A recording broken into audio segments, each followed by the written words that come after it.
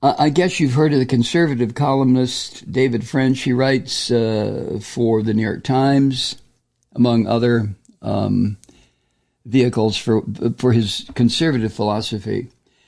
But he had a piece in the New York Times. It's available right now. If you go to the Times website, you can find this. But according to him, the Supreme Court should give absolutely no consideration to how the Antichrist's supporters will react if he's banned from running for office. And the court, according to David French, should stick to the letter of the law. You know, it's my understanding that they are going to consider tomorrow, Friday, whether or not to take the case. Trump has now appealed to the Supreme Court to come to his rescue. Don't let them throw me off ballots. I'm supposed to be the leader of the United States. I am the Antichrist. Well, we'll know tomorrow. The Supreme Court could say, hey, listen, we're not going to get involved in this. I don't think that's going to happen. I think they are going to get involved in it. How they're going to rule, though, is, well, I believe that the future of the United States as a viable entity, a political entity, is going to be determined by the ruling the Supreme Court makes about whether or not Trump should be thrown off the ballot, period.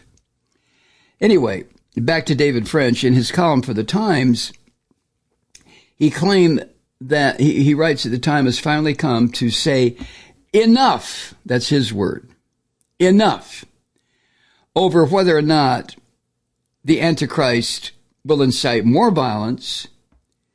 Well, David French also maintains that the 14th Amendment was correctly interpreted by the Colorado Supreme Court when they threw the Antichrist off the ballot in that state.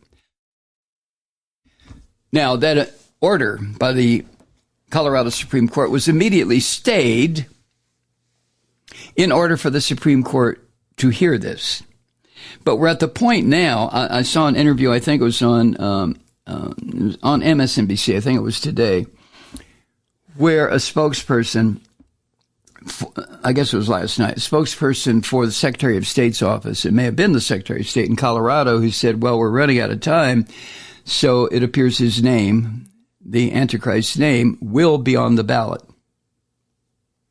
in Colorado, which doesn't mean that the Supreme Court would be incapable of ruling if they were a legitimate Supreme Court and not a bunch of Christian Nazis appointed by Trump. There's still time for the Supreme Court to rule, no, we don't give a shit if his name's on the ballot or not. He cannot become president of the United States again, which would really set up a pretty grim situation in this country. But, you know, I've been talking about this for some time now, and I know you've thought about it too. We better get prepared for the grim reality that we're facing, caused by this Antichrist. Anyway, more to the point, David French added that the court's eventual ruling on this amendment with regard to the Antichrist will certainly divide the country, but that the Supreme Court justices shouldn't try to find a way around that. According to French, they need to step up like previous courts have done in critical cases, starting with Brown versus Board of Education and the recent Dobbs decision overturning a woman's right to privacy. All of that, especially that last one, threw a woman's right to making private health decisions into chaos. But the Supreme Court didn't give a fuck about that. This current Nazi Christian Supreme Court, they didn't care about it. Women's right to privacy, who cares? Can you say the same thing, you Christian fascists on the Supreme Court, about the paragraph 3 of the 14th Amendment? Anyway, French wrote this too, quote, "This is where we are and have now been for years. The Trump movement commits threats, violence, and lies, and then it tries to escape accountability for those acts through more threats, more violence, and more lies." He goes on. At the heart of the "but the consequences" argument against the disqualification is a confession that if we hold Trump accountable for his fomenting violence on January 6th, he might foment additional violence now. Enough. It's time to apply the plain language of the Constitution to Trump's actions and remove him from the ballot without fear of the consequences. Republics are not maintained by cowardice. End quote. Woo.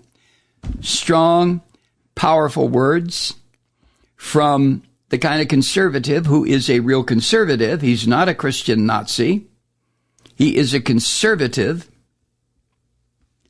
And as David French explained in his piece at the time, spending time debating the exact meaning of what constitutes an insurrection could go on forever. I mean, how many angels can dance on the head of a pin, right?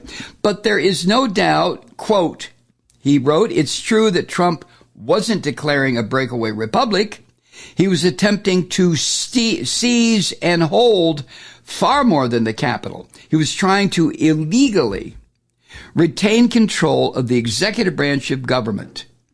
His foot soldiers didn't wear gray or deploy cannons, but they did storm the United States Capitol, something the Confederate Army could never accomplish. And I think the reference there to the insurrection caused by the breakaway states during the so-called Civil War is appropriate. This is what Trump is doing. I mentioned this the other day. He has ruined Christianity. He has murdered the Republican Party. And now his goal is to absolutely dismember constitutional government and replace it with his brand of dictatorial fascism. That's all he's interested in order to enrich himself and his putrid goddamn family. French added this, quote, so no, it would not be a stretch for a conservative Supreme Court to apply Section 3 to Trump, nor is it too much to ask the court to intervene in a presidential contest or to issue decisions that have a profound and destabilizing effect on American politics. Fear of a negative public response cannot and must not cause the Supreme Court to turn its back on the plain text of the Constitution, especially when we are now facing the very crisis the amendment was intended to combat. End quote.